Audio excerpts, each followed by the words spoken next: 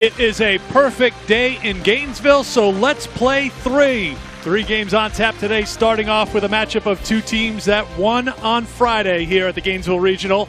The Florida Gators and the Boise State Broncos, ready to dance, ready to play softball. We're ready as well here at Katie Seashole Pressly Stadium. You're watching the NCAA Softball Regionals presented by Capital One. And here's what happened yesterday. Florida with a 3-0 win against scrappy Boston University.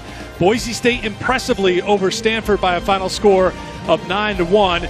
Stanford and BU will play an elimination game after our game concludes here, and we still have a third game coming up this evening here in Gainesville. With that, we welcome you. Eric Fried alongside three-time All-American Madison Shipman. Great contrast here in game number one. Boise State was very impressive. 9 runs against Stanford yesterday. We know Florida pitching and defense is what they take pride in. Well, this is going to be a great matchup today between one of the top offenses in the country with Boise State and one of the most dominant pitchers in the country with Kelly Barnhill. But for Boise State and their offense yesterday, it all started in the top of the fourth inning with Rebecca Cervantes sending her 12th home run of the year over the left field wall into the pitcher's lab.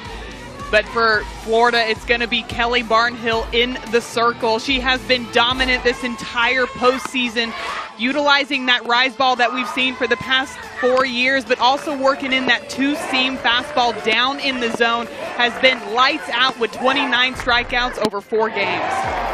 Made her postseason debut this year in Game 2 of the SEC tournament. She's done nothing but win since then, which kind of sums up her career. We are ready for the matchup between Boise State and Florida. The first pitch is coming up next.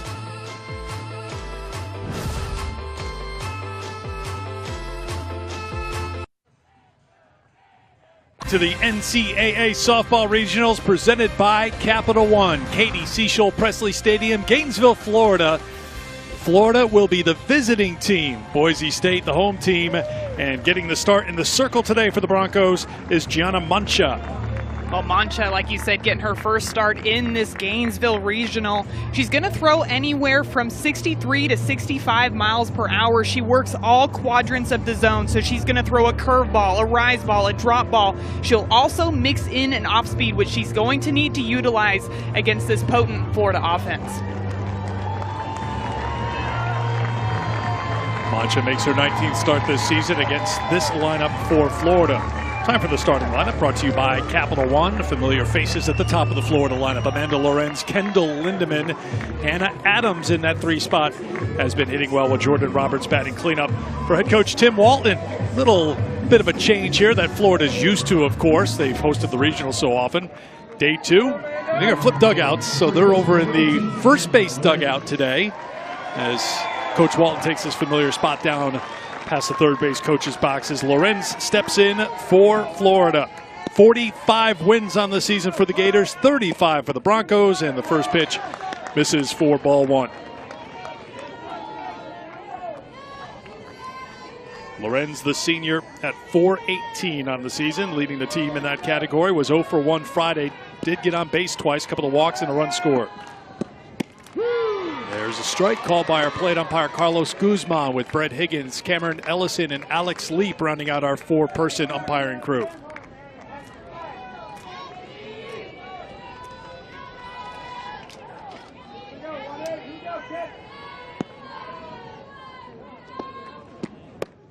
Mancha misses on the 1-1. Kelsey Brodus got the start, went the distance yesterday for the Broncos. Complete game. 7 innings of work, 6 hits, 1 run. It was unearned, 2 walks and a strikeout through 109 pitches. So it's Mancha, the sophomore from Fresno, getting the start here today. So as we get ready here, Madison Shipman, you've experienced this, 3 games on day 2 of the regional. And in this game, you want to be able to stay in control, in the driver's seat, so that's why this game is so critical. So important. You want to stay in the winner's bracket, especially for a team like Florida. They want to stay at home and have that momentum going throughout the rest of the weekend. A walk for Lorenz. Now, Boise State's not all about what they do offensively, although that's very impressive. We saw yesterday they're pretty solid defensively as well. They have the same look as yesterday, as you would expect. Brady Fillmore, Rebecca Cervantes, Carly Johnson, and Allison Sang on the infield, and Jessica McKay, Coral Wade, and Ashlyn Adams from left to right in the outfield. Adams made that terrific diving catch in foul ground in the 5th inning in the win against Stanford yesterday. Strike one to Kendall Lindemann, who had the big hit in the victory against BU. RBI double. She was 1 for 3 against the Terriers.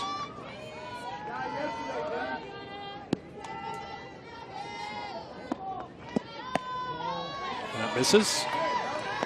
Allie Dubois carried a no-hitter into the 5th inning against this Gator lineup before Cheyenne Lindsay, in a pinch-hitting role, came up with a hit in the 5th, and that got things going for the Gators, who scored 3 times and beat BU 3-0. Hard ground ball. Cervantes grabs it. Double play. Turned by Boise State. 2 down. Well, you were just talking about it, Eric. The great defense that we saw from Boise State yesterday. We're seeing that again already in the top of the 1st inning. This is a hard shot off the bat of Kendall Lindemann. Rebecca Cervantes stays in front of it, tosses it on over to Carly Johnson to complete the double play. Kendall Lindemann got all of that ball, but it just went right to Cervantes at shortstop.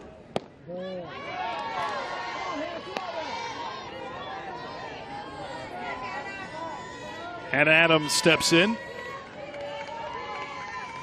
She was 1 for 3 Friday. Brought in the other 2 runs with that hit.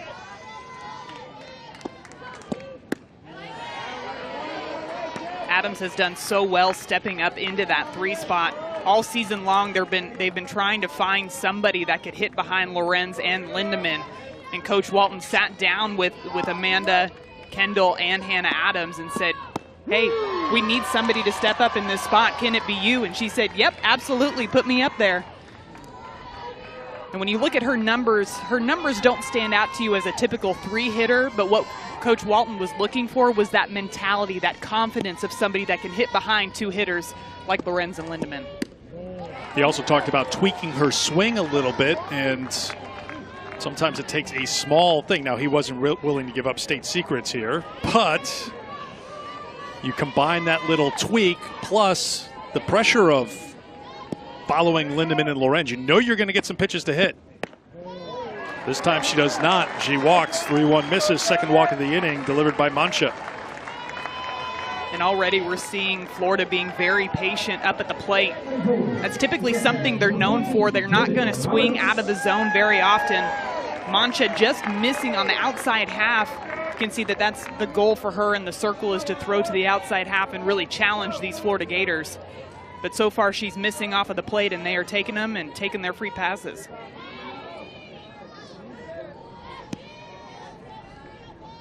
First pitch to Jordan Roberts is in there for strike 1.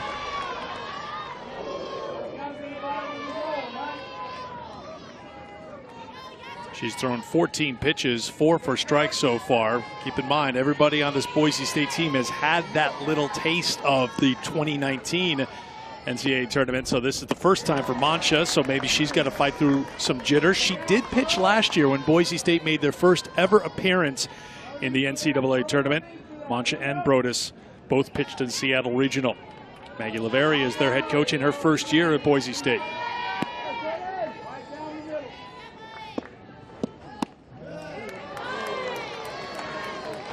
Coach Laveri said that they were going to take some of that experience that they learned from last year into this year's regional. The one big thing that they realized was that they need to do a better job of communication on the field, having to deal with a home crowd, something they weren't used to, but something they were looking to adjust here in Gainesville. 2-2 now to Roberts, who was 1 for 3 yesterday. Second ever appearance. Yesterday was their first ever win in the NCAA tournament. It was a struggle last year as they were in it for the first time, as Madison mentioned, and had to deal with the noise that the home team provides. They didn't have to deal with that yesterday, of course.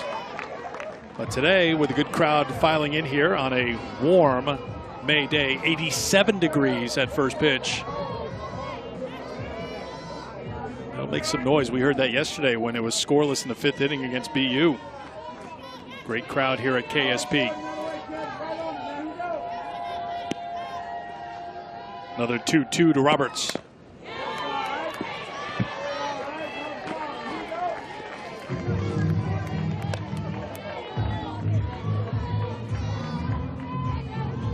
Roberts with 8 home runs, 34 runs batted in. As a team, Florida with 51 homers this season. Lindemann leading the way with 14. It is warm here today, not much of a breeze, as Roberts fouls it out of play.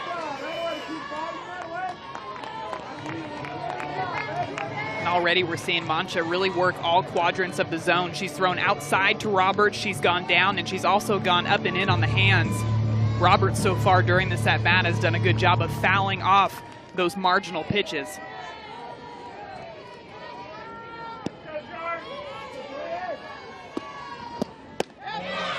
That misses.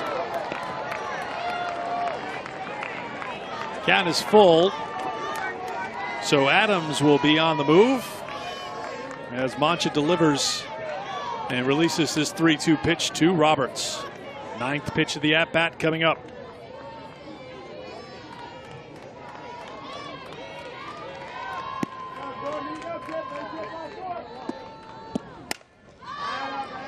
Out of play.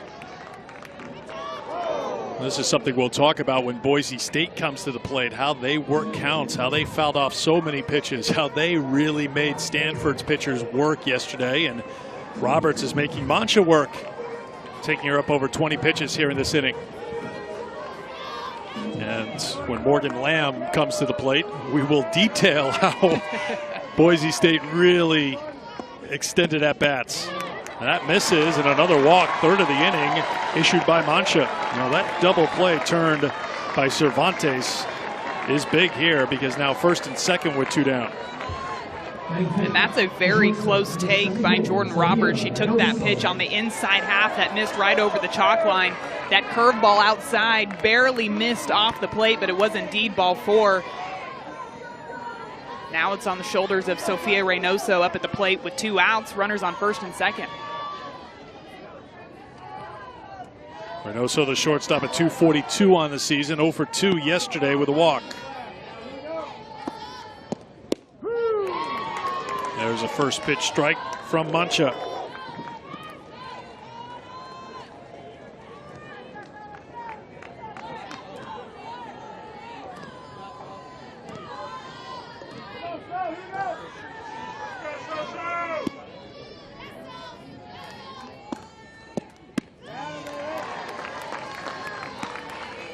Florida ended up with 4 hits yesterday, but 2 of those 4 hits came with runners in scoring position to help them beat BU 3-0.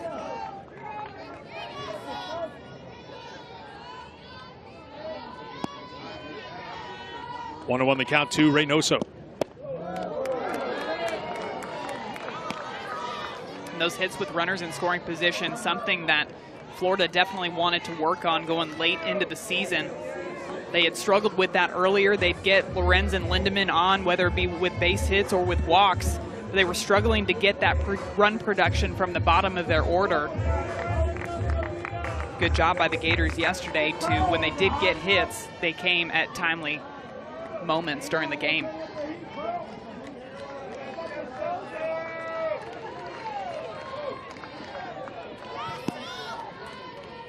Here is the 2-1.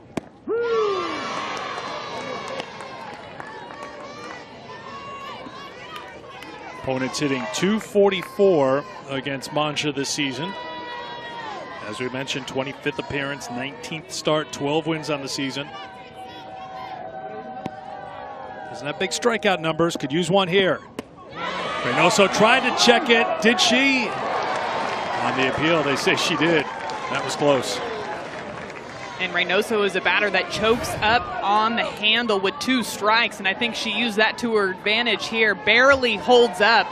That one was very close to being strike 3, but she did indeed hold that barrel back. Saw the reaction from the Boise State dugout, which is usually the Florida home dugout. They thought they had it. Another 3-2. And another walk. Bases loaded for the Gators. 4 walks in the inning for Mancha. Like you said earlier, how clutch was that double play to get the runners off of the bases.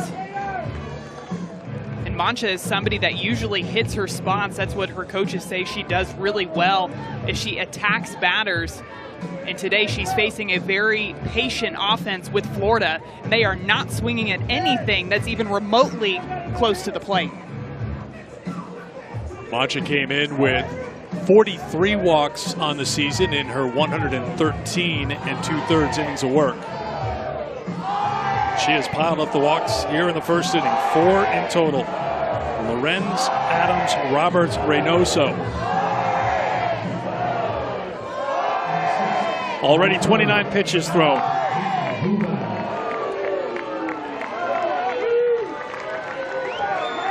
Here's Jamie Hoover. Big spot for the junior here in the first.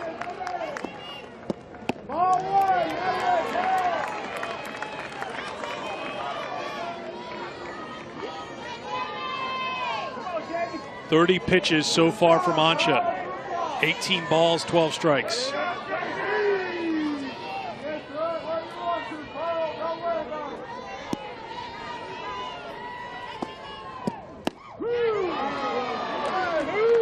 One and one. That pitch looked very similar to the first one of that at bat, that curveball on the outside half of the plate where Hutchinson is catching it. It's right in the river, and you got to wonder if that ball is crossing the plate coming out of her hand.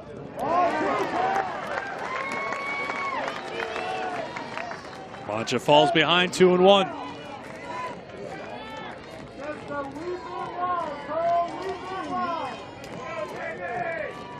Very staff with a 3.21 earned run average. Opponents hitting 248. No hits in the inning for Florida as of yet.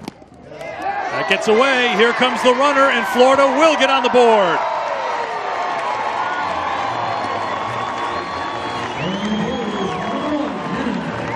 The patience pays off for the Gators. This looks like a curveball that just tips off the glove of Serena Hutchinson back behind the plate. Definitely a ball that should be caught. Looked like she was trying to work to frame that pitch before she had it in her glove, and that's what made it tip off right at the last moment. Fouled off by Hoover, and the count is now 3-2. It is a pass ball charge to Hutchinson.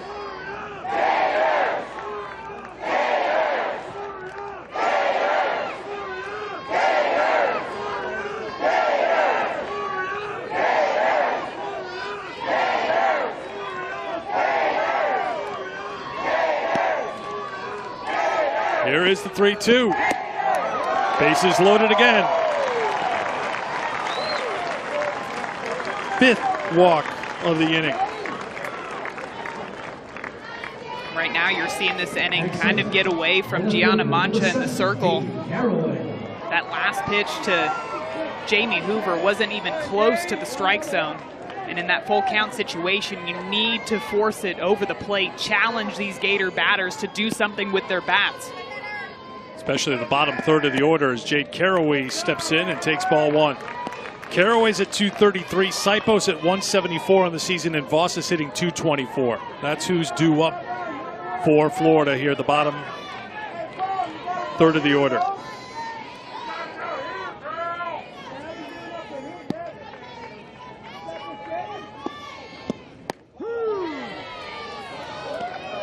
Just like that. If I'm Mancha, I keep that ball right there. You just saw what her defense did behind her, made that fantastic double play earlier in the inning. Trust your defense, bring that ball over the plate, and force Jade Caraway to put the ball on the ground somewhere.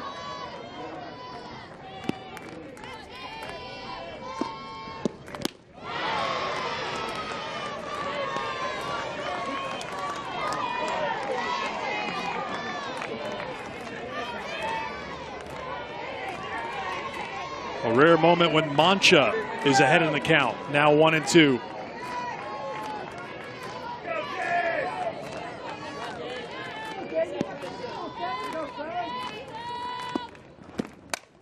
Caraway slaps it towards the Boise State dugout and out of play.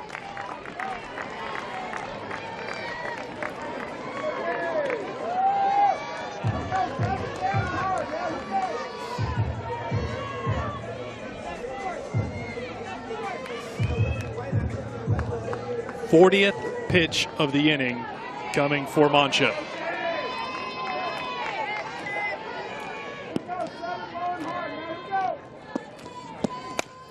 Slapped into left field by Caraway. Will get down for a base hit. One run is in. Here comes the throw, and 2 runs scored for Florida as Reynoso slides in safely. Hoover on to third, Caraway on to second, and Florida takes advantage of the walks and leads 3-0. How about the bottom half of this Gator offense being productive? Jade Caraway comes up in a 2-strike situation, gets a pitch up in the zone, gets enough of it to drop it right into left field. Another 2 runs come across the board for the Gators. Look at that diving effort by Sophia Reynoso. Usually we see that on defense from her, but we're seeing that running the bases as well. There's strike 1 to Hannah Sipos. For those who have followed Florida softball all year, and we've talked quite a bit the times we've been here and others about how the lineup has struggled outside of Lorenz and Lindemann. And wouldn't that have been a perfect example? You get 5 walks in an inning and only score on a pass ball, but Caraway came through with a 2-run single to put the Gators on top here in the first. And I think that's the difference that we're seeing here in the postseason is that productivity from people outside of Lorenz and Lindemann. So they're not having to put all that pressure there at the top of the lineup, but they're spreading it throughout.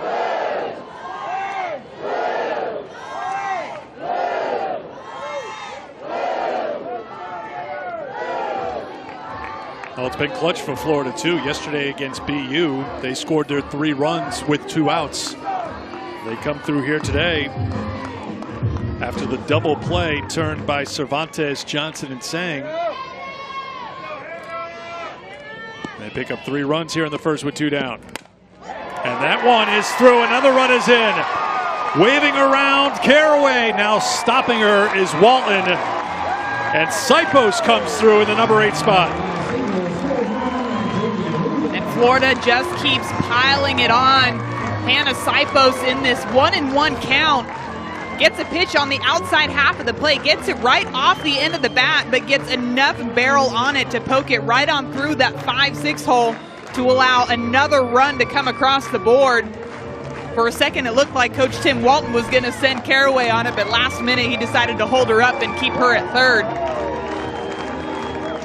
Florida's got all the momentum here in the top of the first. Boise State making a pitching change. Back to Gainesville after this.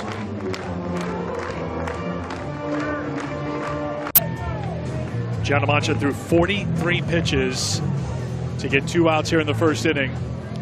And now Veronica Lynch will come on for Boise State. And if you're Veronica Lynch in this situation, you just saw Gianna Mancha go out there and walk tons of batters in this top of the first. You have to attack the strike zone, especially now you're facing Alex Voss in the 9 spot.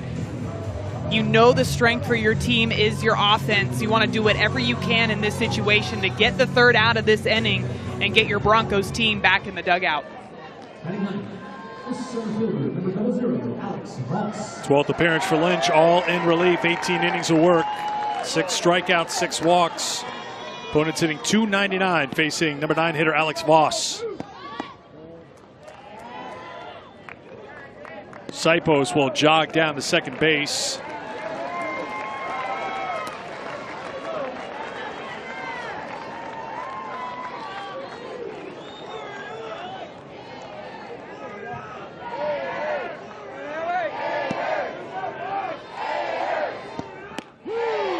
One and one.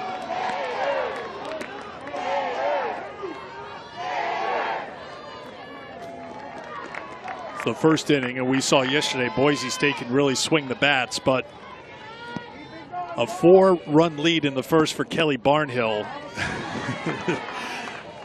That is a great advantage for the Gators to have here as the visiting team here today. Well, we've seen Barnhill just be so dominant throughout this entire postseason.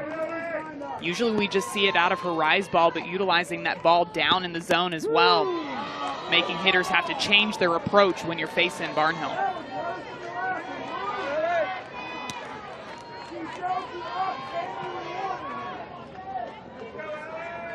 Last warm-up pitch in the bullpen done for Barnhill. 2-2 the count to Voss. Slow roller. This is trouble with Voss's speed, and she beats it out and run scores. Caraway is in with run number 5 for Florida.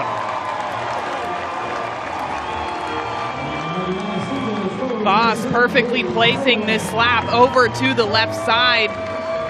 Gets it right off the end of her bat. Brady Fillmore doing whatever she can to come across and cut it off. But the speed of Voss, she's able to beat out that infield single for another RBI for the Gators here in the top of the first. RBI number 13 for the senior. Back to the top of the order as Florida bats around, and Lorenz, who walked. First of 5 walks issued by Gianna Mancha.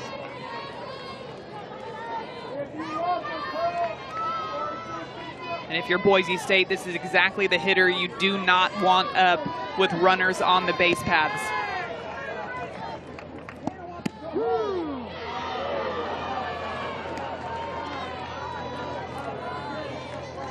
Kelly Barnhill went down and got a little extra work in that bullpen because this has been a 23-minute first inning for Florida. Not that Kelly minds at all. I was going to say, I don't think she minds when her team's putting up 5 runs for her in the top of the first inning. Amanda Lorenz called strike 2. I don't know about that. I think that's what she said. Now a little smirk. Tough to find someone with a better eye than her. Or a better hitter than her. Another hit for Lorenz, another RBI, and Florida stretches it out here in the first. Well, just like you said, she wasn't a huge fan of that strike called on her and that pitch before that. Look how outside and up this pitch is. She gets her barrel straight to it, stays extended through that ball all the way to left field for another run for the Gators here in only the top of the first inning. And another run with 2 outs as well. They are battling 1 through 9 in this lineup. They've scored 9 runs so far in this regional. All 9 have been scored with 2 outs. They're not done yet because here's Lindemann with 2 on and 2 out. She takes strike 1. That was the first look at that off-speed from Veronica Lynch in the circle. And remember, yesterday, all 3 balls that Lindemann put in play were changeups. She finally made an adjustment in her third at-bat for an RBI double. But before that, she had induced 2 pop-ups off of changeups.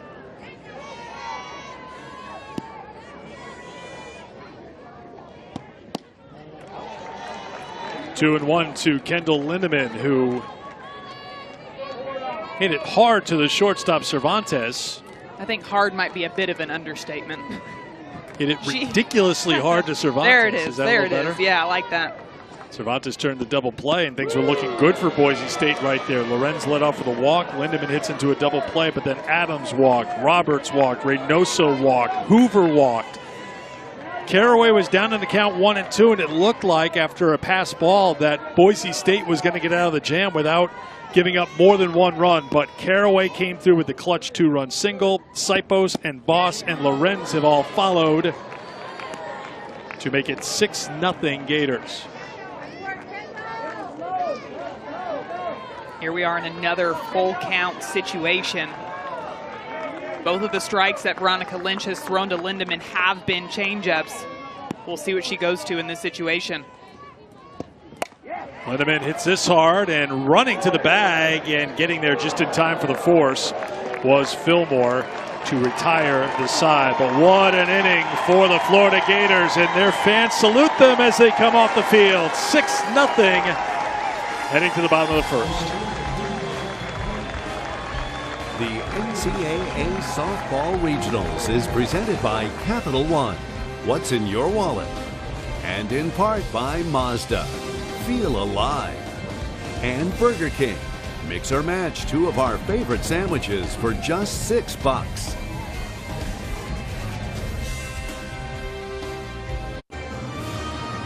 6 at the top of the first for Florida in support of Kelly Barnhill, who takes her place in the circle yet again. She has been on a run that Madison talked about when we talked at the very top of our telecast, which seems like a few hours ago. So you may want to reiterate how good she's been in the postseason, Madison. Well, good is an understatement. She has been phenomenal in this postseason. You're going to see her throw in the upper 60s, even into the low 70s. She throws that rise ball in any plane. That's what we're used to seeing from Kelly Barnhill over the past 4 seasons. But one of the pitches that she's really utilized here in the postseason is that two-seam fastball low in the zone. And let me tell you, Eric, that pitch is nasty. Starting lineup for Boise State brought to you by Capital One. No change from yesterday, and why should they? Scored 9 runs against Stanford out of the Pac-12.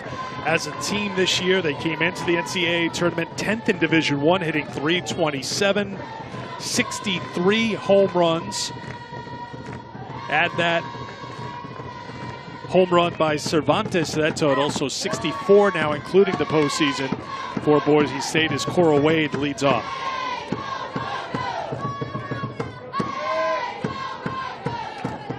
Senior at .412 on the season. First team all-conference selection in the Mountain West. Boise State an at-large selection into the NCAA tournament.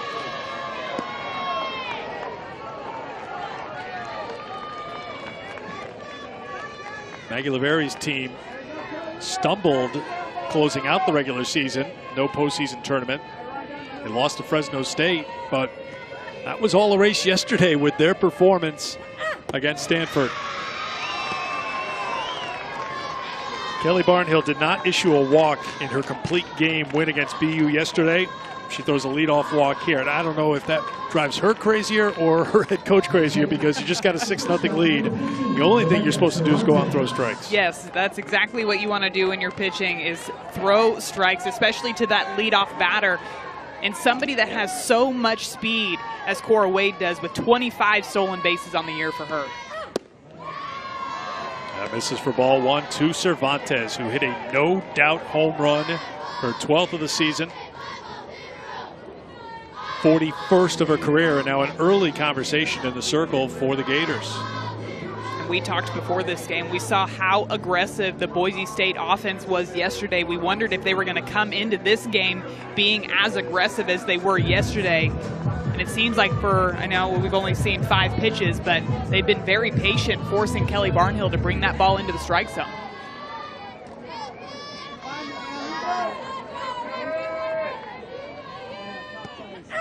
There's a strike, it's 1-1. Cervantes 2 for 4 yesterday with that home run, a couple of runs scored.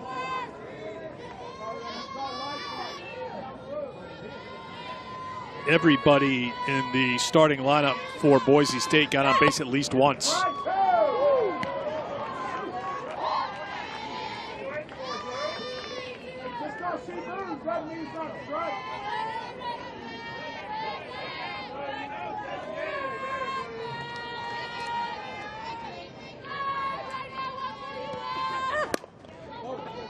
Fly ball into foul ground and out of play.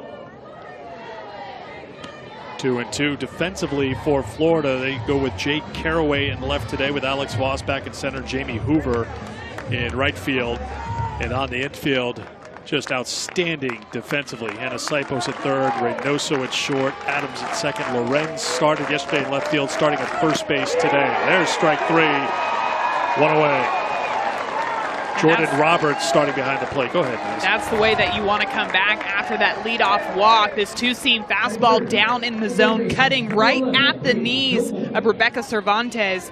She just hit that long foul ball all the way over into the concession area, and she comes right back with that two-seam fastball on the outside half for strikeout number 1 on the day for Barnhill. Here's the leading home run hitter for Boise State this season, Brady Fillmore. Big rip for strike 1. Fillmore, who started her career at Cal, transferred over to Boise State. Native of Eagle, Idaho, first team all-conference selection, 15 home runs, 50 runs batted in.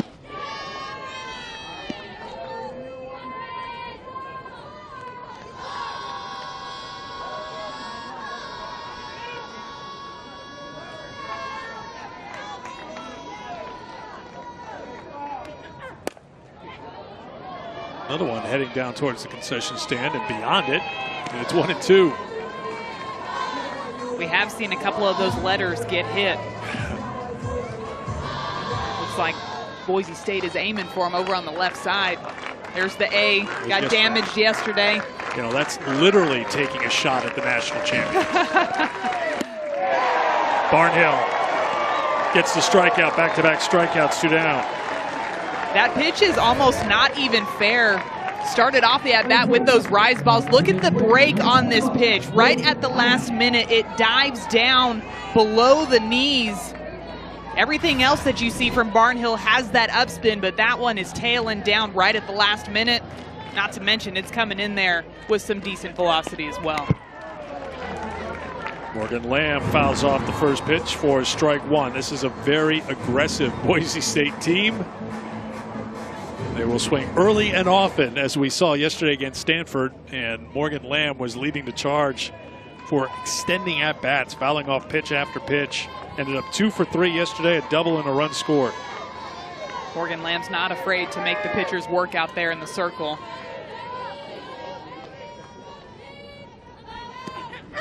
There goes the runner. Here comes the throw, and it is in time. Great tag by Reynoso to catch Wade Stealing, which is hard to do. Wade 25 of 28 on the season coming in, but Roberts with the throw, Reynoso with the tag. 6-0 Florida after 1.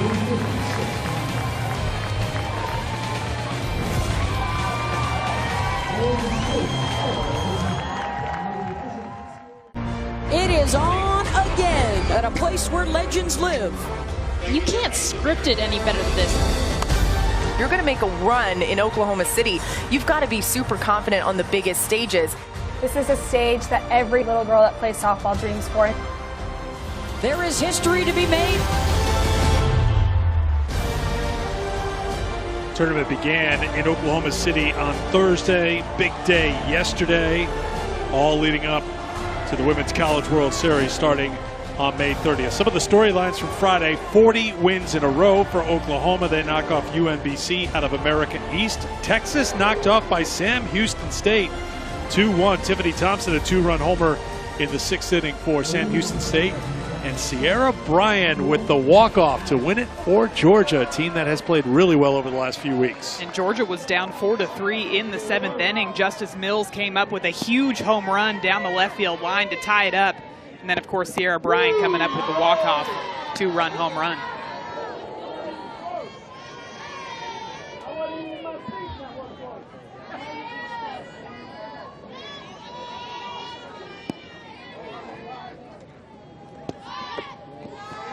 One 1 the count to Hannah Adams, leading off the second here for the Gators. In the first inning, Florida scored 6 times on 4 hits. There were 5 walks, 58 total pitches were thrown by Gianna Mancha and Veronica Lynch in a 26-minute top of the first inning. Slapped off the glove of Fillmore at third. Adams turning, heading to second. She will be in safely with a leadoff double. And the Gators are keeping it going here in the top of the second. Hannah Adams smacks this ball right down the third base line. Tips right off the glove of Brady Fillmore. Nice effort trying to catch it. But because it tips off of her glove, it allows the speedy Hannah Adams to turn it on, rounding first, and head on into second for a runner into scoring position with no outs. Including the SEC tournament, Hannah Adams is now 6 for 17 in the postseason.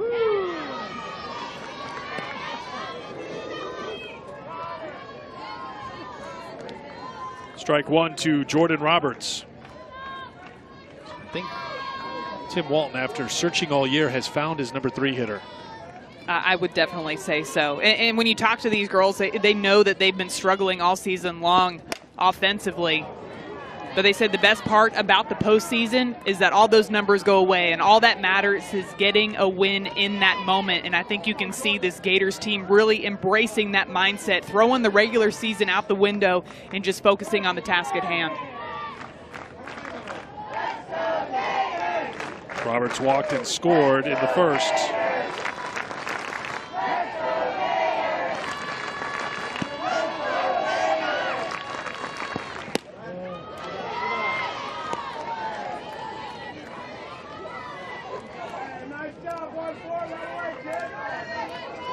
Dan, our amazing stats man here in the booth, pointed out it took 50 pitches for Boise State pitchers to get the third out. Remember, they had the double play that was turned Lindemann, the number 2 hitter. So 8 pitches to get the first 2 outs, 50 pitches to get the third out in that first inning. I'd say the game plan for Boise State in the circle is to be more efficient with their pitches going on throughout the rest of this game.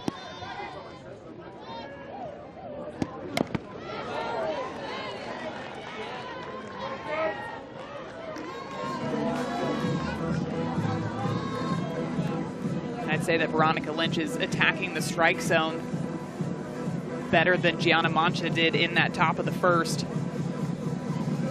Found herself into a favorable 2-2 count here to Jordan Roberts. But I got to give it to Florida. They have been fouling off those marginal pitches until they can get something that they can hit on the barrel. That's it on the hands, and it is caught by the left fielder, McKay. Another diving catch by the Broncos in the field. 1 down. We have seen phenomenal defense from Boise State. Check out Jessica McKay laying out, going all out to make sure that that ball did not hit the ground. I'd say that that's going to give the Broncos some momentum with their phenomenal defensive play.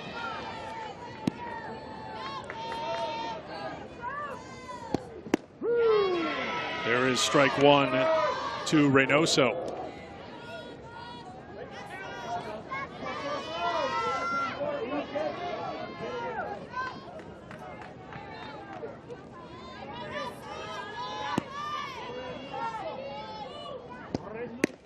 It's in there for a strike. So Reynoso at the plate.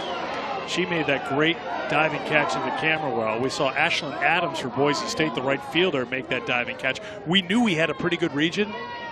We have the best SportsCenter top 10 region because those are 2 plays in the top 5 on SC top 10. Adams was number 5, Reynoso was number 3. So here was what Sophia did. We're watching Sipos, but then Sophia's like, I've got this, and into the camera well she goes. We see her make phenomenal plays all season long, but that one was fantastic, tracking it all the way into the camera well, not taking her eyes off of it for a second. That one is smoked to Fillmore for out number 2. So now Jessica McKay has a top 10 nominee for Saturday, just alerting Bristol. In the hot corner over at third base, Brady Fillmore able to snag that one. I love the reaction, immediately looking over to second base to see if she can get that third out of the inning.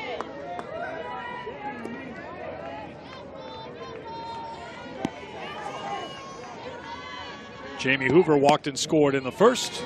She takes ball 1.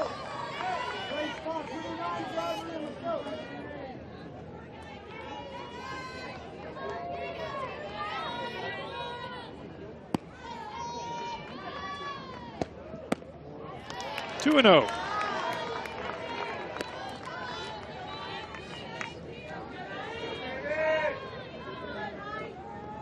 Hoover has been on base twice so far in the NCAA tournament.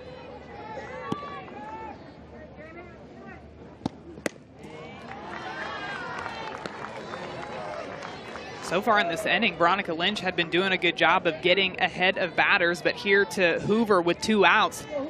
She's found herself behind in the count, 3-0. And if I'm Jamie Hoover in this situation, I am not taking the bat off of my shoulder until Lynch throws one over the plate. Green light on 3-0. It's going to drop in for a base hit. Aggressive send here by Walton, and it's going to pay off. Adams scores. Hoover running hard the entire way, ends up on third base on the overthrow. A 3-0, 2-out base hit for Jamie Hoover to make it 7-0. You know what? When you're feeling it, you're just feeling it. Jamie Hoover gets a pitch in that 3-0 count, gets jammed on it a little bit, drops it right into left field. But I gotta love this aggressiveness from this Gators offense, something that we have not seen all year long, and they are showcasing it here in the regionals. Good throw has Adams, but the throw was high. Adams scores her second run of the game, and Hoover ends up at third base. So an RBI single for Hoover and an error on the throw charged to McKay.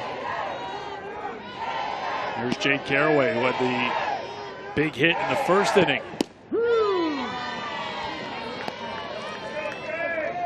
And all of this production coming from the offense with 2 outs.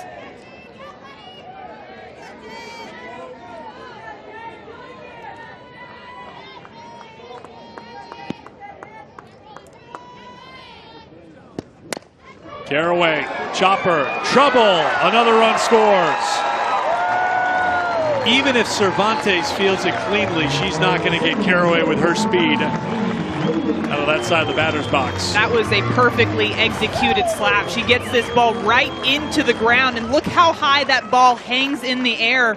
Like you said, Eric, even if Cervantes were to come up clean with that ball, she would not have been able to get that ball over to first base in time to get the speedy Caraway. 3 runs batted in for Jade Caraway here this afternoon. She's 2 for 2 with a run scored. Strike 1 to Sipos, who had an RBI single in the first.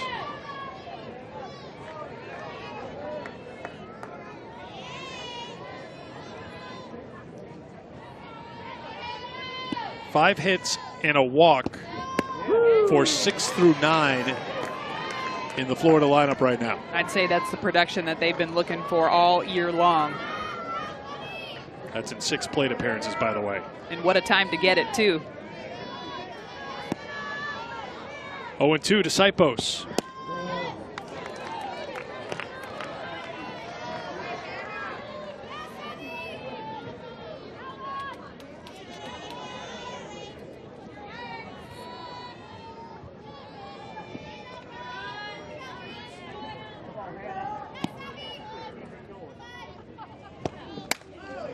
This one is tapped out to Johnson, who calls for it to retire the side. 2 more runs scored. Florida didn't get a hit until the 5th inning yesterday. They have 7 hits so far through 2 here in Gainesville and are on top 8-0 after 1.5.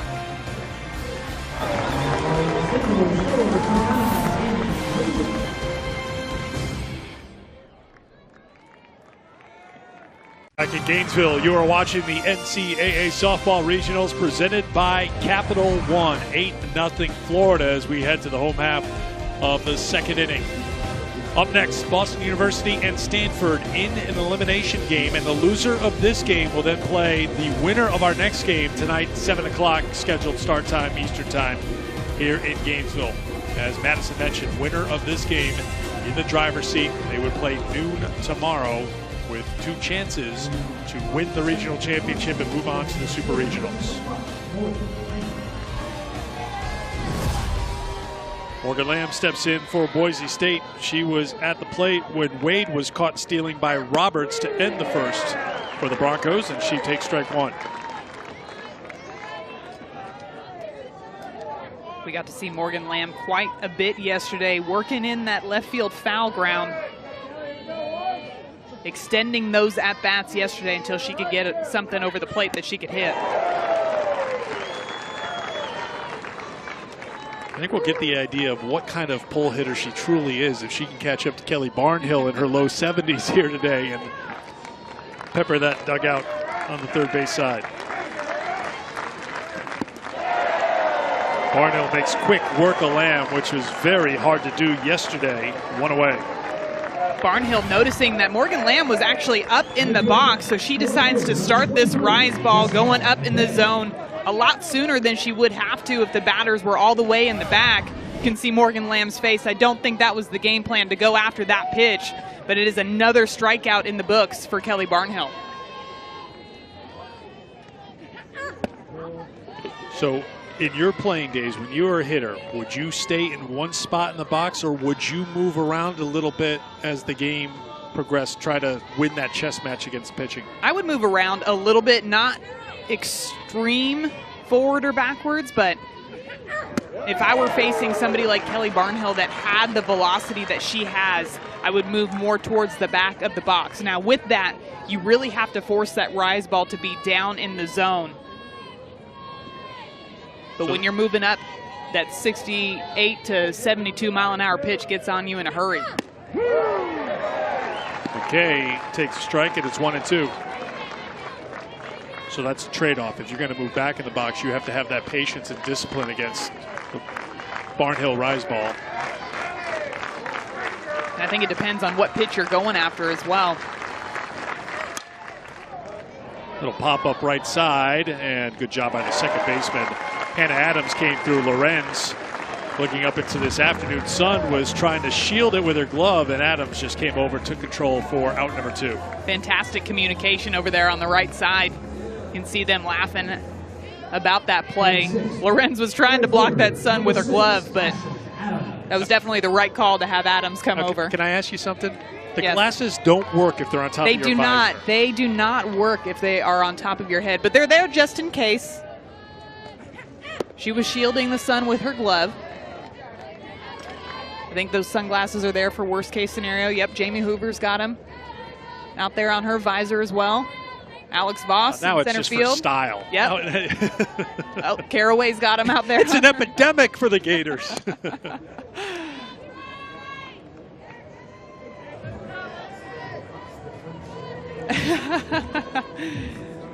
The coaches got the memo, though. They've got him on in the dugout. Coach LeVary in the third base coach's box got him on, too. Benefit of wisdom and age, knowing it's sunny like this, we're going to have them on.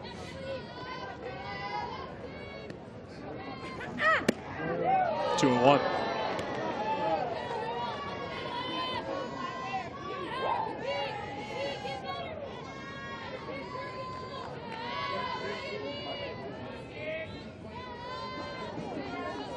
Amanda Lorenz is due up second next inning.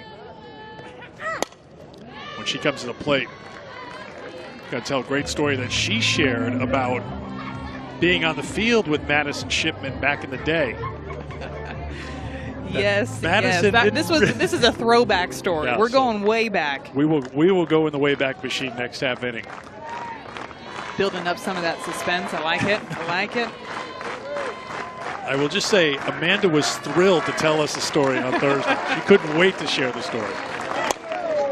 Lorenz will get a chance at first base. A 1-2-3 inning for Florida. They lead 8-0 after 2.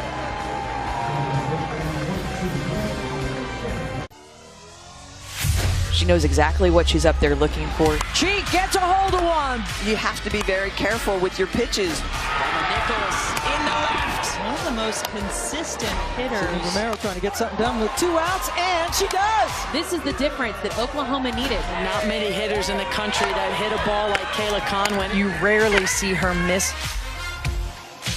Well, some of the 400 hitters around the country, and then there's the 400 hitter we have here in Gainesville. Career .406 hitter in Amanda Lorenz, who is on deck batting second this inning for Florida, the senior from Moore Park, California.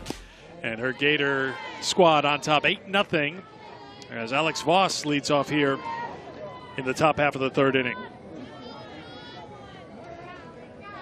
A reminder, Florida, the visiting team here today after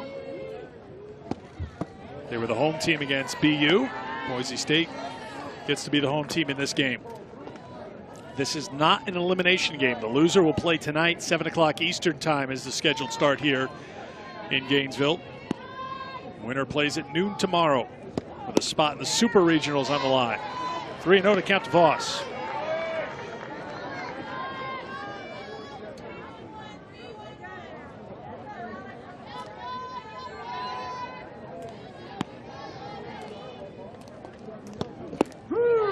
Three and one.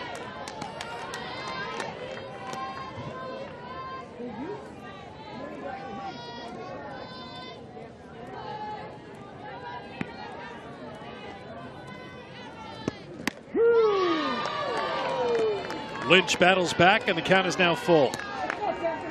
And those are the kinds of pitches that I'm sure Veronica Lynch would like to see earlier in the count. It's not easy falling behind 3-0, especially to a hot offense like Florida's got today.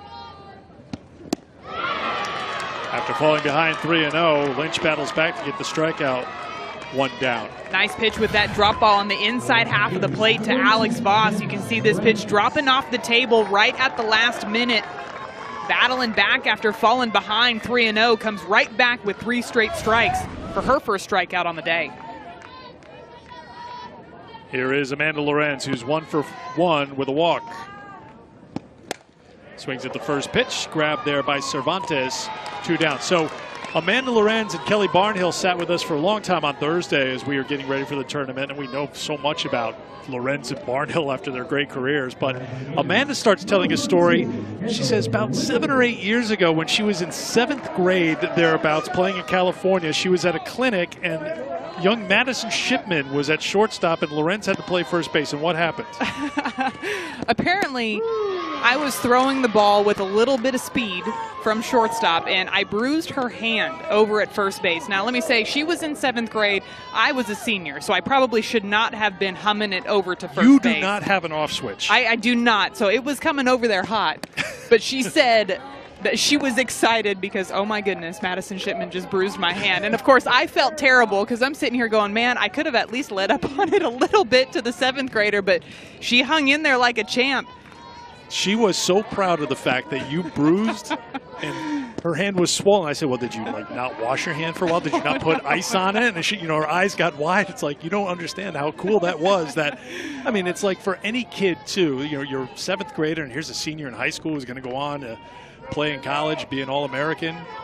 She did not act like a 7th grader, so I can guarantee you I probably had no idea that she was only in 7th grade. Cervantes on the short hop gets Lindemann to retire the side. A 1-2-3 inning.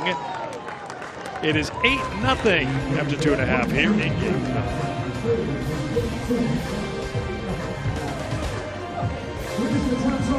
9. You are watching the NCAA Softball Regionals presented by Capital One. Here in the Gainesville Regional, all Florida so far on top 8-0, and the day is done for Kelly Barnhill. Goes 2 innings, doesn't give up a hit or a run, did walk 1, struck out 3. She gives way to Natalie Lugo here in the 3rd. Well, Natalie Lugo is going to be really a completely different look than what we saw out of Kelly Barnhill. She's going to throw the ball low, even maybe up into the mid-60s every once in a while.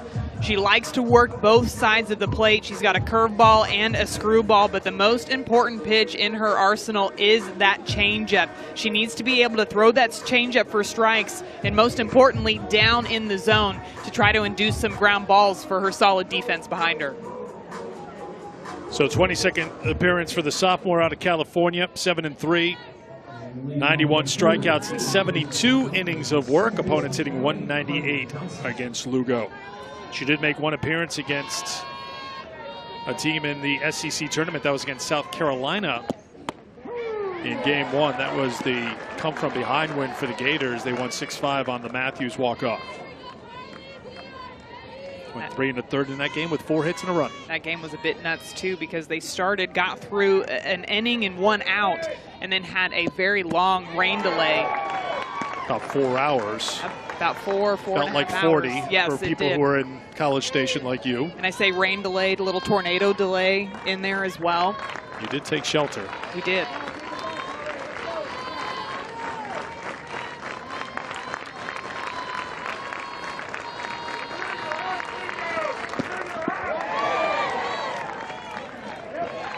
Good start for Lugo. Gets the strikeout. Johnson retired for out number 1. Women's College World Series returning to Oklahoma City. It all starts Thursday, May 30th at noon Eastern Time, and it's live on ESPN. For more information on the 2019 Women's College World Series, go to NCAA.com, the official online home for all 90 NCAA championships.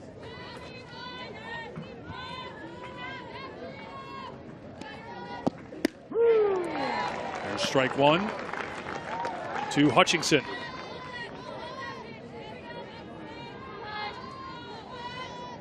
One for 3 with a run scored. 3 runs batted in yesterday for Johnson, and now Hutchinson, who was 0 for 1, got hit by a pitch yesterday. There's already been 3 plate appearances today for Lorenz and Lindemann for Florida, and we haven't made it all the way through the Boise State lineup yet. Florida just using what the Broncos have given them, all those free passes, and taking advantage of it, especially with 2 outs. Their productivity with 2 outs and 2 strikes has been phenomenal. Now 1-2.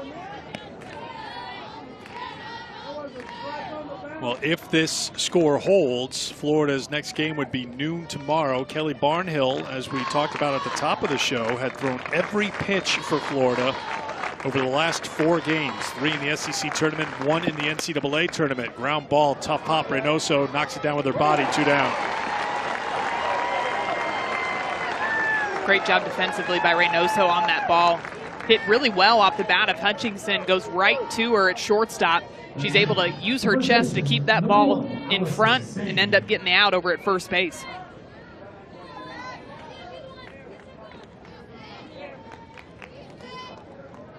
Allison Sang steps in. She swings at the first pitch. Easy roller for Adams. 1-2-3 inning for Natalie Lugo. We'll talk to Maggie Lavery when we come back to Gainesville.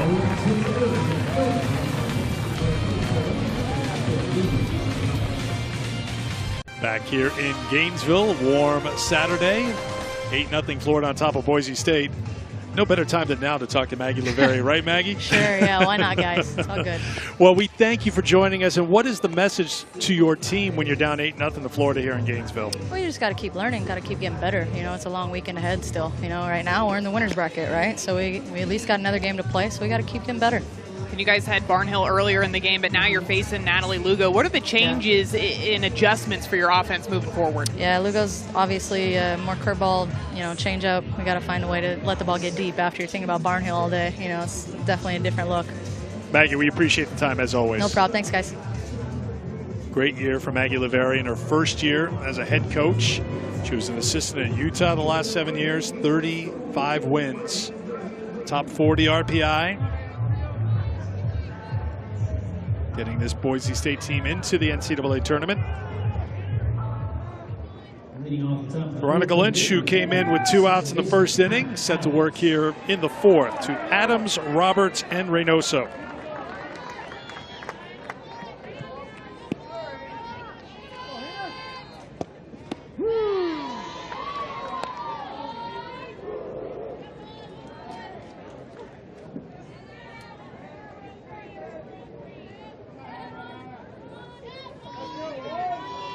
Adams walked and scored in the first, doubled and scored, leading off the second.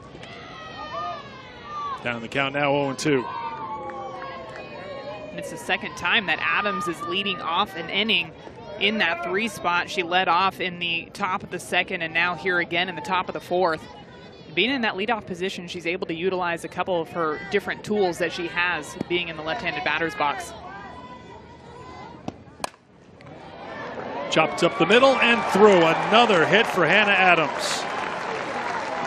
That's her 3rd of this regional.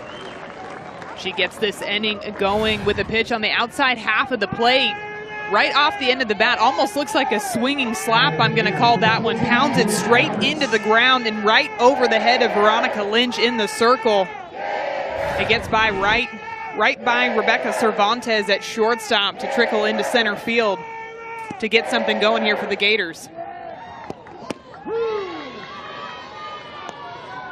Yesterday in their win against Stanford, we talked quite a bit about how good Boise State was with 2 strikes. They kept fouling off pitches until they came through, and they came through scoring 9 runs against Stanford. Well, for Florida today, 5 of their 8 hits have come with 2 strikes on the hitter. They are just battling all the way throughout these at-bats, and it's something, again, we talked about it all year long that we have not seen from this Gators team. And what a time to have your offense come through here in regionals, and you can just feel it all the way throughout the dugout. Line drive to the center fielder, Cora Wade. Roberts is retired for out number 1. They just look so much more confident both up at the plate and in the circle and into the dugout. You can see them jumping around, bouncing around. Not something that we typically see from a Florida team, but I think here in the postseason, they're celebrating those little things. Celebrating sacrifice bunts, celebrating productive outs, and of course those hits with 2 strikes as well. Reynoso takes strike 1. Well, you were in College Station. You saw how they reacted in celebrated winning an SEC tournament title, their 2nd straight. And we even talked to Lorenz and Barnhill about that, saying that it was almost unusual to see a Florida team celebrate the way that they did. Line drive back to Wade. Retreating back to first is Adams, 2 down. As Reynoso is retired.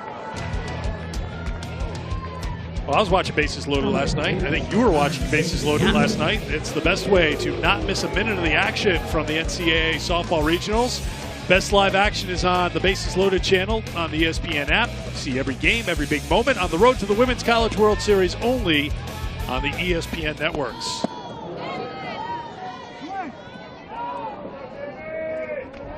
Ball 1 to Jamie Hoover.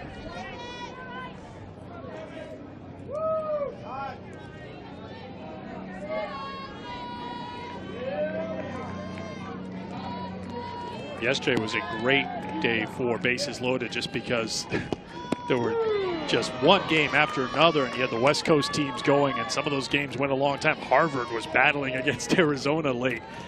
And now today, with the triple headers in 15 of the 16 sites and teams facing elimination, you get that little touch of desperation. Cervantes, wild throw, and they say she was off the bag.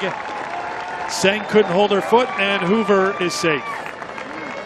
We've seen Cervantes be so solid at shortstop throughout the past 2 games. You can see her step back on that ball to read the hop, but it almost looks like she doesn't get her feet back moving towards first base, and she's utilizing a lot more of her arm on that throw than she normally would have, and that's why that ball sails on over to the right and allows Jamie Hoover to be safe at first base.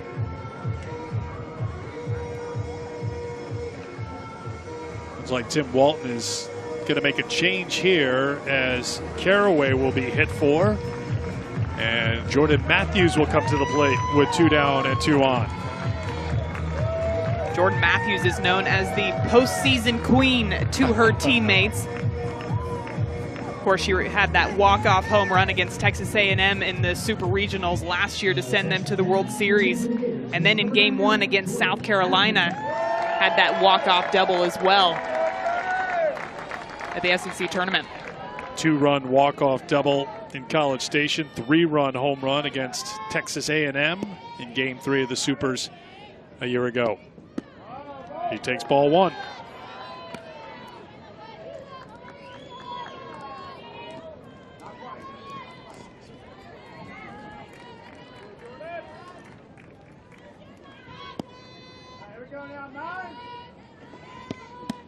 By the way, this is Tim Walton pinch hitting for someone who is 2 for 2 today with 3 runs batted in and a run scored. Caraway has been hot today, but I'd say that Walton's looking for more of that big bat in this situation with 2 outs, runners on first and second.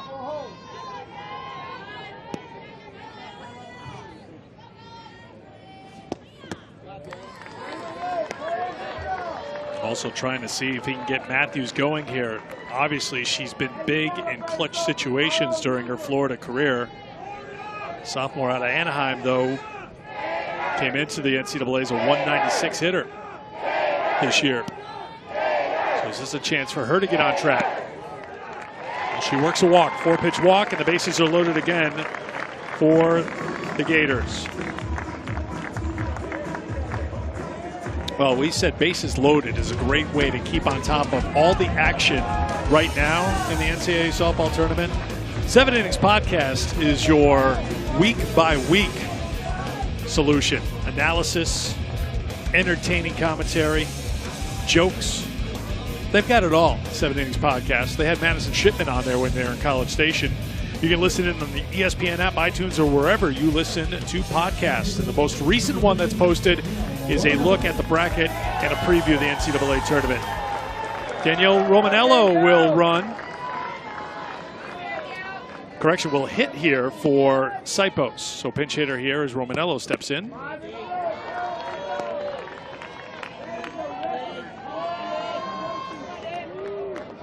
And Serena Hutchinson's going to go out to talk to Veronica Lynch out there in the circle. Maddie Snow, actually, from the pitching staff, is going to come over. Pitching coach for Boise State is going to come over and talk to her. She's now thrown 5 balls in a row. We're already starting to feel another 2-out rally for this Florida team.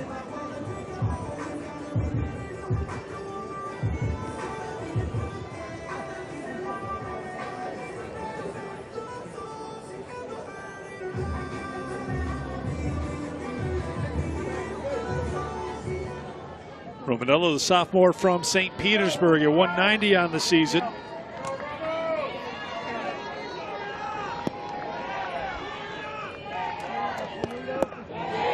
Winner of this game plays at noon Eastern time tomorrow with a spot in the Super Regionals on the line.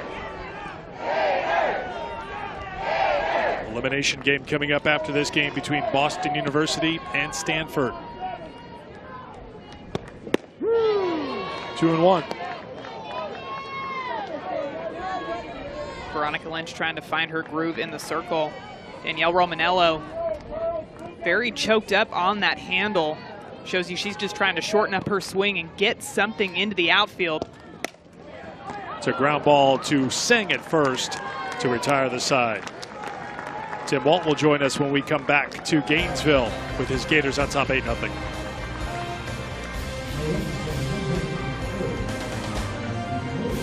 Great start for Florida here against Boise State on top 8-0. Tim Walton, their head coach, joins us right now. All 11 runs, Tim, so far in the NCAAs have come with 2 outs. What does that say about your team's approach and how they're battling up there at the plate? Well, it does say a lot about the approach, and you know it's really important. Obviously, the first inning got quite a few walks, but to be able to get some key hits from some of those contributors, the Jade Caraways and the Alex Voss and Hannah Sipos, you know, those are the reasons why we've got the 8 runs, is them being able to find a way to get it done there. And Coach, we know you guys have one of the best defenses in the country, but how about that play by Sophia Reynoso yesterday, diving into the camera well? No, it was big time. You know, she's got a heart of a champion, and she understands the game, and she's going to do anything for her team to not only get a win, but they always get an out. She got it yesterday. Thanks, Tim. Thanks, we appreciate it. And he pointed out how clutch it was. Jade Caraway had a 1-2 count with 2 outs in the first inning and just 1 run in. Came up with a 2-run single. Sipos followed with an RBI single. Voss followed with an RBI single. I turned the lineup over.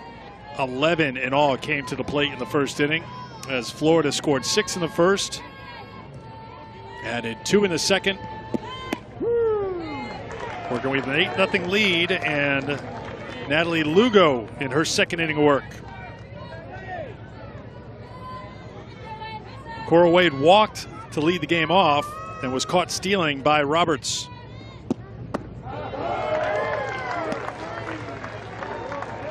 We're seeing Lugo use that changeup early and often since she's come in.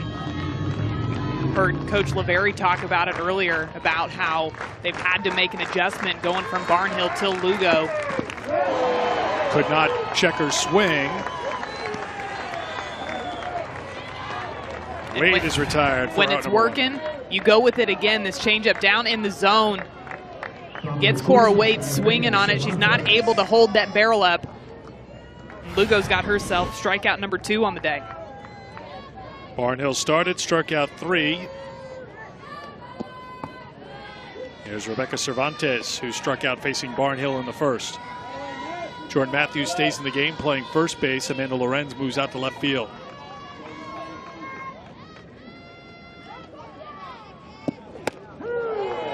One and 1.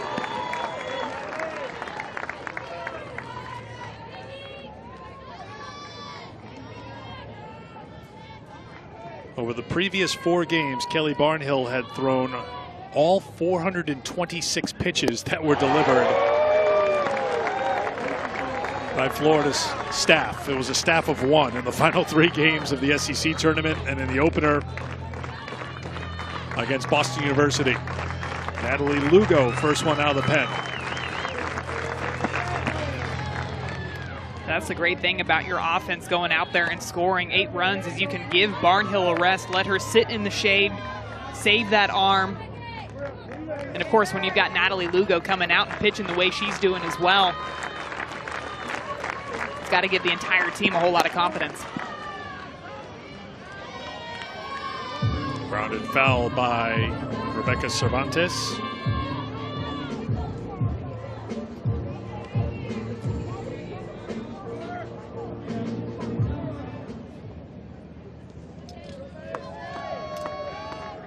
Lugo came in to start the 3rd inning, struck out Johnson, got Hutchinson and Singh to ground out. Cervantes hits a line drive to Lorenz, an early opportunity for her. She puts it away Two down here in the fourth for Boise State. Tonight, Game 3 of the Western Conference Finals from Portland, 9 o'clock Eastern, 6 o'clock Pacific on ESPN and ESPN Deportes. The Warriors leading the Trailblazers 2 games to none as the series shifts to Oregon. Our coverage tips at 8 with NBA Countdown. Both are streaming live on the ESPN app, so of course you could watch anywhere. In our research department, they were digging through the archives, and Michelle Beadle, who's the one facing the camera in the polo shirt, obviously the team manager, and she hosts NBA Countdown, so she was in charge of her youth league team back in the day. She's got to make sure that everybody's in their spots, doing what they need to do.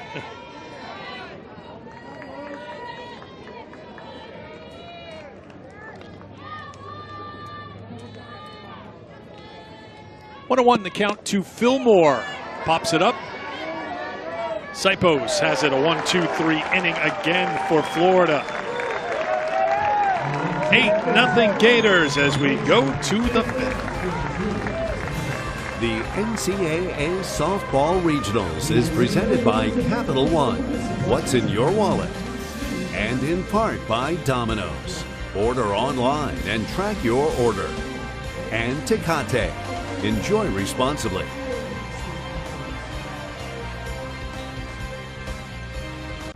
You are watching the NCAA Softball Regionals presented by Capital One. Currently 89 degrees in Gainesville as we head to the top half of the 5th inning. Florida scored 6 in the first, 2 in the second. They were helped by 5 walks in that first inning. 58 total pitches were thrown by Boise State pitchers. 2 more runs coming in the second for the Gators. And Boise State hitless with a couple of errors so far as we head to the 5th. Again, Florida hosting this regional, but they are the visiting team here today, so they will bat. Boise State will get a chance to bat in the 5th, but obviously we are in run rule territory here in this NCAA regional matchup.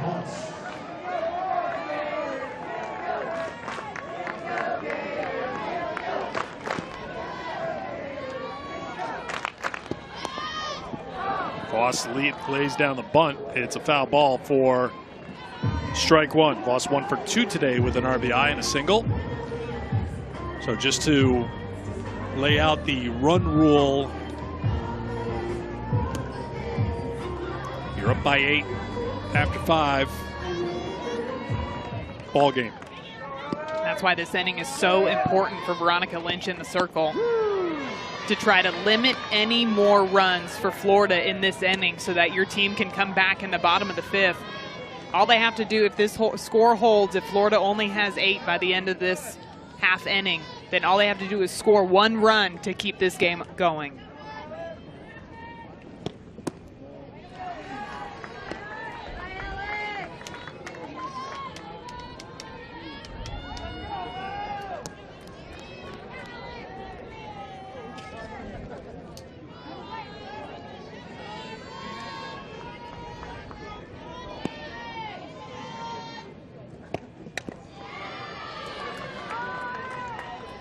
And another 2-strike battle that we're seeing from this Gators offense. Alex Voss definitely choked up on the bat, slowing down her feet a little bit as she's running through the box on her slap to foul off these pitches that are just out of the zone, to see if Veronica Lynch will make a mistake and bring something over the heart of the plate.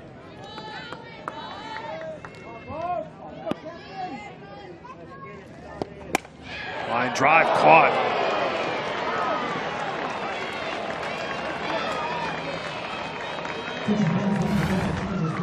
What a fantastic play by Brady Fillmore over at first base now. She reaches up and snags this very hard hit shot off the bat of Alex Voss. How about that? You get moved on over to first base, and the first ball you get is a hot shot off the bat of Voss. Fillmore's at first. Carly Johnson has gone from second over to third, and Jolene Molina is into the game at second base.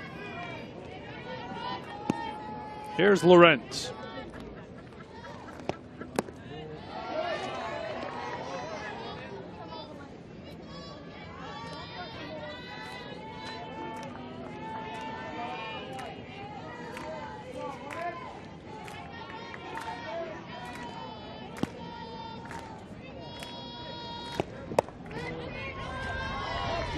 2-0.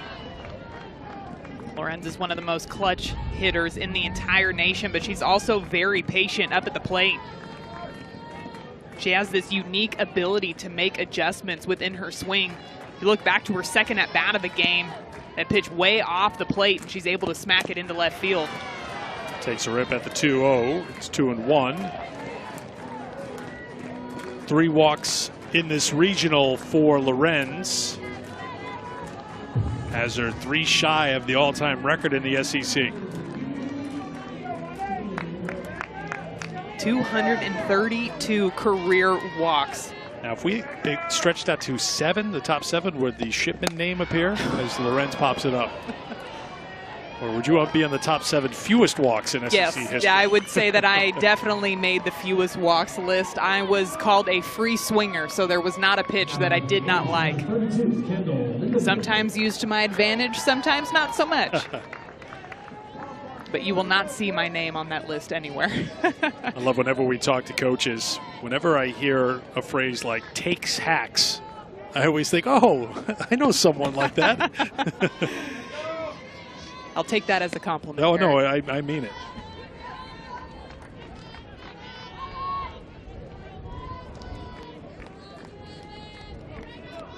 Someone else who takes hacks is Kendall Lindemann up at the plate right now. 14 home runs on the year.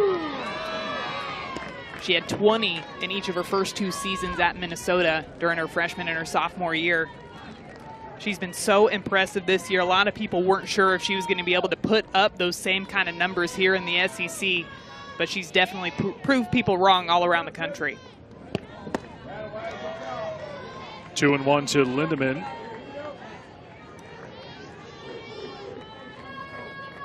I think you would look at the score and see that Florida's put 8 runs on the board as we play the 5th inning, and you wonder what hand Lindemann has it at all, but she has not. She's 0 for 3 today. As Tim Walton told us a few moments ago, it's been that bottom half of the lineup that came through today. Caraway with a couple of hits and 3 runs batted in. Sipos with an RBI. Voss with an RBI. That really kept the pressure on Boise State. Made them pay for those walks. Lindemann, short hop by Cervantes, has this one to retire the side. Boise State needs to score at least 1 to keep playing here against Florida.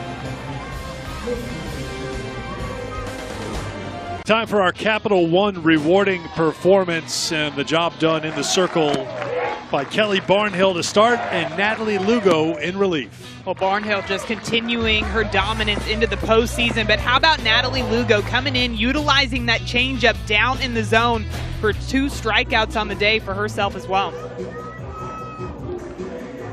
Boise State needs a run. They also need a hit. They've got the perfect player coming up. Morgan Lamb at .333 on the season. He's got a 5-game hit streak going. Has a couple of hits in this regional. Struck out facing Barnhill in the second. Faces Lugo for the first time, and it's strike 1. And we're still seeing that aggressiveness from this Boise State offense, and Natalie Lugo taking advantage of it. That's why we're seeing so many changeups out of her hand, and changeups that are out of the zone as well, because she knows she's going to get those swings and misses, because this Boise State team is going to try to do whatever they can to break up that no-hitter.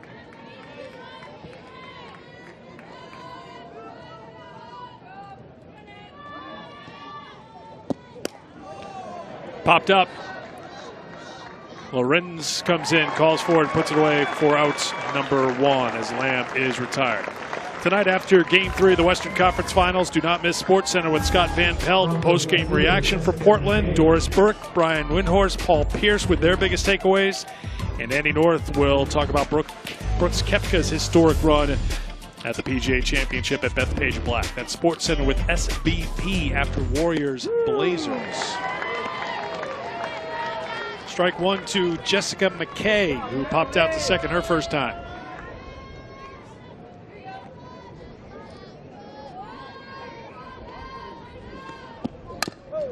Little tapper out to Lugo. To Matthews, 2 down. Lugo helping herself out on that one. Hit right off the end of the bat of Jessica McKay. We saw a bit of that defensive practice 2 days ago by Florida. They definitely work their pitchers into that defense, hitting them tons of ground balls so that they're prepared for any ball that gets hit their way.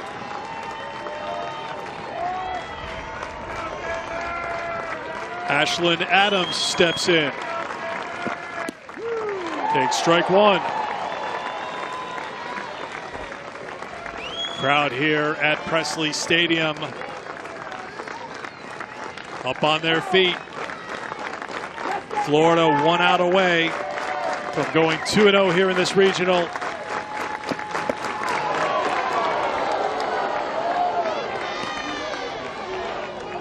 Say the crowd definitely wanted that one to be called strike. They are not shy about making their opinions known back there. As we've heard.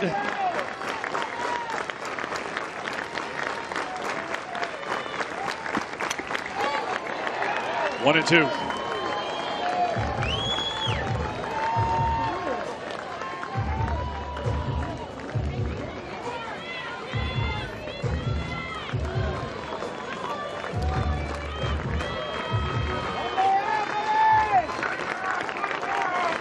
Eight runs scored by Florida, all coming with 2 outs. They won 3-0 against BU yesterday, trying to win 8-0 here today. That's past the catcher Roberts as Adams checked her swing. 1 and 2. And a big smile on her face after that one. I think she knows she might have gotten away with that one on that check swing, just getting enough of it for a foul ball.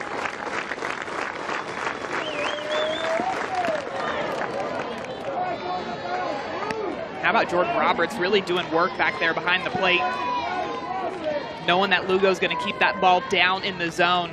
She has just been a wall back there.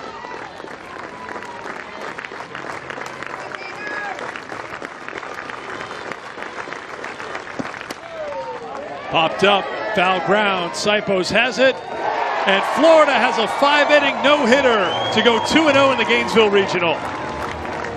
Florida just so impressive all the way around, from their 2-out production with their offense, and of course their pitching staff as well. Kelly Barnhill coming in and being dominant, but Natalie Lugo closing it out, utilizing that changeup to get the no-hitter for this Florida Gators pitching staff.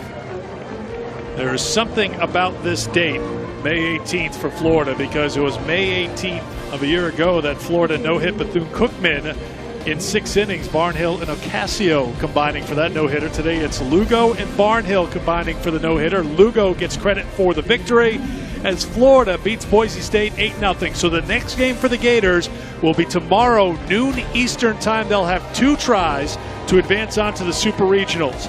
We still have 2 games to go here in Gainesville today. An elimination game coming up next, 4:30 Eastern time between Boston University and Stanford. Boise State will take on the winner of that game this evening. For Madison Shipman and our crew, I'm Eric Free. Goodbye from Gainesville for now. Now here's Bases Loaded.